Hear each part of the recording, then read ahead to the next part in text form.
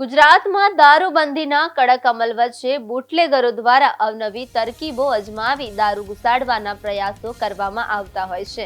અમદાવાદમાં પીસીબીએ બાતમીને આધારે Narol police station વિસ્તારમાં એક મોટી કાર્યવાહી કરી છે। એસપી રિંગ રોડ પર અસલાલી સર્કલ નજીક આવેલા સાઈનાથ પાર્કિંગ એન્ડ વોશિંગ નજીકથી પોલીસે વિદેશી દારૂ ભરેલી ટ્રક ઝડપી પાડી છે। હેલ્મેટના જથ્થા નીચે છુપાવીને લાવવામાં આવતો આ દારૂનો જથ્થો પકડી પાડી પોલીસે કાયદેસરની તપાસ હાથ ધરી છે। હિમાચલ પ્રદેશ પાસિંગની એક ટ્રક ચંદીગઢથી જૂનાગઢ તરફ જઈ રહી હતી। પોલીસને મળેલી બાતમીને આધારે આ ટ્રકને સાઈનાથ પાર્કિંગ પાસે રોકી તપાસ કરતા ચોંકાવનારી વિગતો સામે આવી હતી।